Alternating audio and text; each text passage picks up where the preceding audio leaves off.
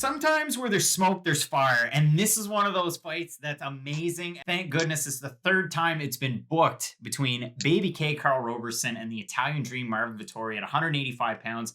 And Matt, knock on wood, Karl Roberson's weight cut goes well, because the last time when this fight was booked about a month ago, it did not go well. Karl Roberson puked a little bit. Marvin Vettori got insanely fired up. A posse had to hold him back. And now we get this fight again. Hopefully they keep their masks on very tight at the face-offs. And of course, Dana White probably not going to wear his. But still, we get this fight. It's very interesting because Marvin Vettori on a 2-fight win streak. Karl Roberson also on a 2-fight win streak. But I definitely favor and hold in higher regard Vittori's wins over Roberson's. Roberson took on Wellington Turman, got a win by split. That fight was really close. Turman looked good in that one.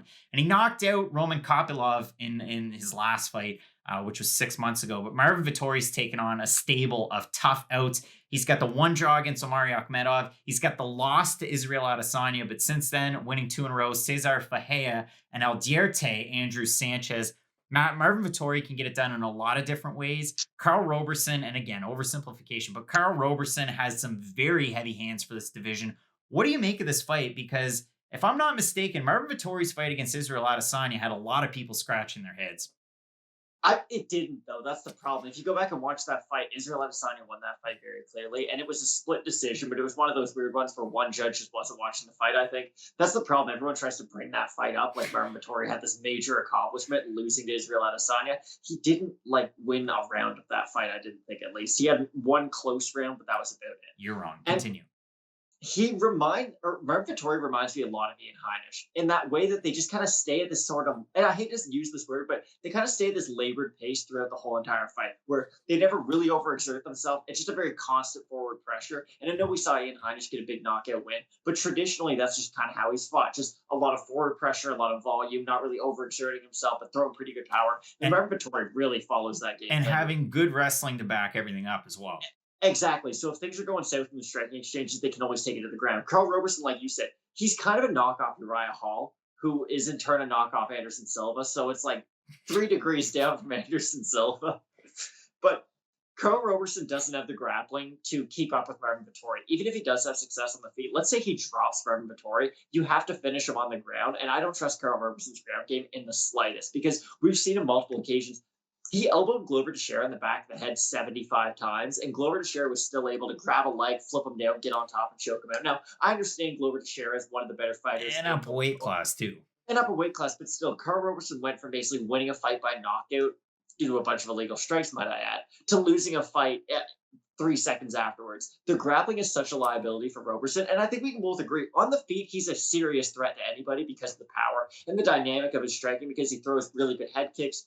He throws a lot of great spinning techniques and whatnot. It's just the ground game is such a big problem. And with a guy like Marvin Vettori, who is a great striker, but if things are starting to go south and he's starting to get pieced up a little bit, he can just bring the fight to the cage, get it to the ground, and kind of dominate that way, I think. Do you think the fire and the smoke from that missed weight cut, could that become a liability to Marvin Vettori in this fight? No, I think the guy who puked making weight is probably going to have a harder time going into this fight because it's at the same weight class. So if you had that much of an issue making weight about a month ago, I hope you really changed up your diet, your strength and conditioning going into this fight, because really your body needs to recover in between weight cuts. There's a reason fighters can't just go out there and fight every 2 months. Like, your body needs that time to kind of rehydrate, strengthen itself back up, and then go into another big weight cut. And especially if you're a guy like Roberson who has to cut that much weight to make the weight class in the first part, you kind of have to do everything perfect leading up to the fight. And he's only had a month to do it after his last botched weight cut. So it's going to be interesting. Hopefully he does make weight, because I do think this is one of the more compelling matchups on the whole card. But I think all signs kind of point for Marvin Vettori getting it. Hence why it's the co-main event. Now, if we look over at the odds, Marvin Vettori minus 210 favorite, Karl Roberson sitting around a plus 170 underdog. If you look over in Tapology, at 509 total votes, 83% going with Vettori, 66% predicting a decision. That's kind of the way to do it, one would think.